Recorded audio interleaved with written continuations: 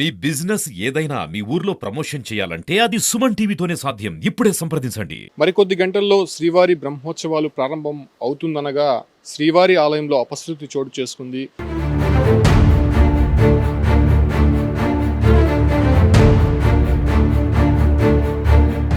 ఏదైతే ధ్వజారోహణంకి ఉపయోగించేటువంటి ధ్వజస్తంభం ఏదైతే ఉంటుందో ఆ ధ్వజస్తంభానికి గరుడు పటాన్ని కడుతూ ఉంటారు. గరుడు పటం కట్టినప్పటి నుంచి కూడా స్వామివారి బ్రహ్మోత్సవాలు ప్రారంభమైనట్టు సూచికగా చెప్తూ ఉంటారు. అయితే ఆ గరుడు పటం కట్టేటువంటి కొక్కి ఏదైతే ఉందో అది ఒక్కసారిగా కూడా కింద పడిపోవడం జరిగింది. అయితే సరిగ్గా 5:45 ఈ ఒక్క గరుడు పటాన్ని ధ్వజస్తంభం పైకి ఎగరవేసేటువంటి కార్యక్రమం చేయబోతున్నారు. అయితే ఆ ఒక్క ప్రక్రియ చేసే ముందుగా అక్కడ ఉన్నటువంటి ఆ ఒక్క కొక్కీని కావచ్చు, లేదంటే మిగతాకు సంబంధించినటువంటి పరికరాలన్నీ కూడా మొదటగా టీటీడీ ఒకసారి పరిశీలించే ప్రయత్నం చేయబోతుంటుంది.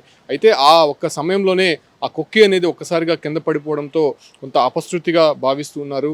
అయితే ఇవాళ సాయంత్రం సరిగ్గా 5:45 నుంచి 6 గంటల లోపల మేనలగ్నంలో ఈ ఒక్క ధ్వజారోహణం కార్యక్రమం వైభవంగా చేయడానికి అటు శాస్త్రోక్తంగా అన్ని ఏర్పాట్లు కూడా పూర్తి చేశారు. మొదటగా గరుడు పటం అనేది శ్రీవారి ఆలయం 4 మాడా వీధుల్లో ఊరేగించిన తర్వాత అటు తర్వాత బ్రహ్మాది దేవతలను ఆహ్వానించి ఆ గరుడ పటాన్ని ధ్వజస్తంభం మీదకి ఎగరవేస్తారు. ఆ ఒక్క ఎగరవేసేటువంటి సమయం చాలా వైభవోపేతంగా తిరుమలలో ఉంటుందని చెప్పుకోవచ్చు. అయితే 9 రోజులు జరిగేటువంటి బ్రహ్మోత్సవాలకి సూచికగా అది చెప్తూ ఉంటారు. అయితే ఆ గరుడు పటం ఎగరవేసేటువంటి కొక్కి ఏదైతే ఉందో అది ఒక్కసారిగా కూడా కింద పడిపోవడంతో కొంత అర్చకులంతా కూడా అపశృతిగా భావిస్తూ ఉన్నారు. అయితే గరుడ పటం ఎగరవేసేటువంటి సమయంలో కావచ్చు, అంటే ఈ బ్రహ్మోత్సవాలు జరిగేటువంటి సమయంలో ధ్వజారోహణాన్ని ఎవరు కూడా అక్కడ అలంకరించేటువంటి ప్రక్రియ కావచ్చు, లేదంటే అక్కడ చేసేటువంటి పూజాది కార్యక్రమాలకు సంబంధించి అర్చకులు తప్ప మరెవరు కూడా దాన్ని తాకడానికి వీల్లేదు. సో ప్రస్తుతం ఇంజనీరింగ్ అధికారులు కూడా అక్కడికి చేరుకోవడంతో ఇంజనీరింగ్ అధికారులు సహాయంతో వాళ్ళ సూచనలతో దగ్గరుండి అర్చకులే అక్కడ ఆ ఒక కొక్కిని ఏర్పాటు చేసేటువంటి ప్రక్రియ జరుగుతోంది. ప్రత్యేకమైనటువంటి నిచ్చెన ఏర్పాటు చేశారు ధ్వజస్తంభానికి. మనం విజువల్స్లో క్లారిటీగా చూడొచ్చు.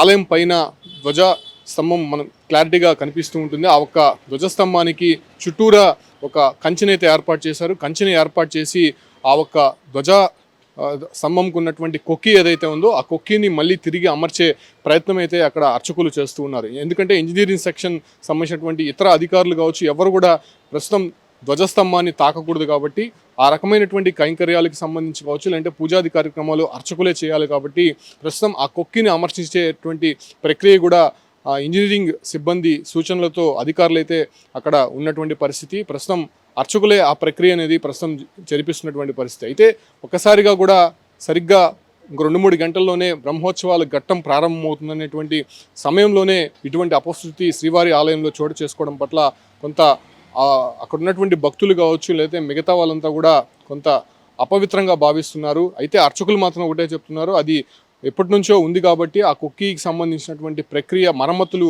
చేయకపోవడంతోనే అలా ఒక్కసారిగా కూడా కింద పడిపోయింది. అదేం పెద్ద ఇబ్బంది ఏం కాదు. కాకపోతే బ్రహ్మోత్సవాలు ప్రారంభమైన తర్వాత, అంటే గరుడు పటం ఎగరవేసిన తర్వాత ఒకవేళ అది కానీ పడుంటే అది అపశృతిగా భావించాల్సి ఉంటుంది. ప్రస్తుతం అది అమర్చినటువంటి ప్రక్రియ మేము చేస్తున్నాం కాబట్టి పూర్తి స్థాయిలో అది మరి 1 గంటలో పూర్తయ్యేటువంటి అవకాశం ఉంటుంది. ఆ తర్వాత గరుడు పటాన్ని 4 మాడా వీధుల్లో ఊరేగించిన తర్వాత బ్రహ్మాది దేవతలను బ్రహ్మోత్సవాలకి ఆహ్వానించేటువంటి ప్రక్రియ జరగబోతోంది. సరిగ్గా 5:45 నుంచి 6 గంటల లోపల గరుడు పటం ధ్వజస్తంభానికి ఎగరవేసేటువంటి ప్రక్రియ పూర్తవుతోందని చెప్పి కూడా ఇప్పటికే టీటీడీ అధికారులు కావచ్చు, అంటే అక్కడ ఉన్నటువంటి అర్చకులు చెప్తున్నారు. ఇప్పటికే టీటీడీ ఈవో శ్యామలరావుతో పాటు టీటీడీ అడిషనల్ ఈవో కూడా వెంకయ్య చౌదరి కూడా అక్కడికి చేరుకున్నారు. ప్రస్తుతం దగ్గరుండి వాళ్ళు పర్యవేక్షిస్తున్నారు కాబట్టి 1 గంటలో మళ్ళీ మరమ్మతులు చేసి దాన్ని మళ్ళీ తిరిగి పూర్వ వైభవం తీసుకొచ్చే విధంగా ధ్వజస్తంభానికి ఆ కొక్కి మళ్ళీ అమర్చించే విధంగా కూడా అక్కడ ప్రస్తుతం చకచక ఏర్పాట్లు అయితే మాత్రం జరుగుతున్నాయని చెప్పొచ్చు.